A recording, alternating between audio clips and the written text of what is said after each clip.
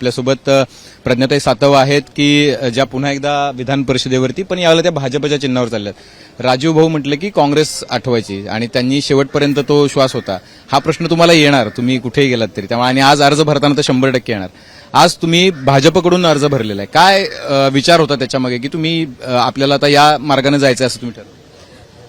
मी म्हणजे 18 डिसेंबरला जेव्हा भाजपमध्ये प्रवेश केला होता त्याही वेळेस सांगितलं होतं की मार्ग हा विकासाचा मार्ग निवडला आमच्या सगळ्या कार्यकर्त्यांच्या आग्रहास्तव आणि त्याच्यामुळे मी इकडे आली होती आणि तेव्हापासून आजपर्यंत 4-5 महिने मी भाजप कार्यकर्ता म्हणून काम केलं आणि भाजपच्या परिवाराने मला सामावून घेतलं आणि आज मला ही जी उमेदवारी दिली त्याबद्दल खरोखरच खूप मनोमनी आनंद होत आहे। ज्यावेळेला तुम्ही काँग्रेसमधून भाजपमध्ये प्रवेश केला त्याही वेळेला ही टीका झालेली होती की तुमचं कुटुंब जे आहे ते स्टॉन्च काँग्रेसही राहिलेलं आहे। काँग्रेसनं तुम्हाला राजू भाऊ नंतर पण 2 वेळा संधी दिली, तर अशा पद्धतीनं प्रज्ञाताईंनी निर्णय घेणं फार आश्चर्यकारक आणि धक्कादायक वाटलं होतं काँग्रेसच्या नेत्यांना।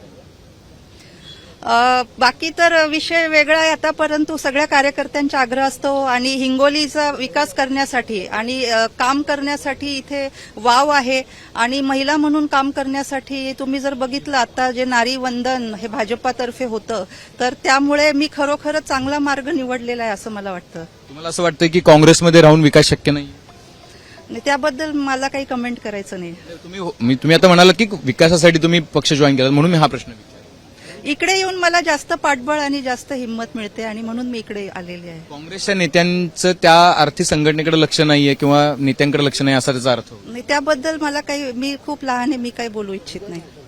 ठीक आहे, बघा मी फार प्रज्ञाताईंना अशा प्रश्नांमध्ये टाकू इच्छित नाहीये। ते 4 महिन्यांपूर्वी बीजेपीमध्ये गेलेले आहेत आणि ज्या वेळेला सातव कुटुंबाचा विषय येईल त्यावेळेला राजीव सातव यांचं नाव येतं, कारण सर्वात जास्त गांधी कुटुंबाशी जवळीक त्यांची होती आणि तुमचीही तशीच राहिलेली आहे। तुम्हाला त्यांच्याकडून कधी संपर्क साधण्यात आला? परिवार हा वेगळा विषय आहे आणि राजकारण हा वेगळा विषय आहे। परिवार म्हणून त्यांनी मला नेहमीच जवळीक केलेली आहे, मला सांभाळलं आहे।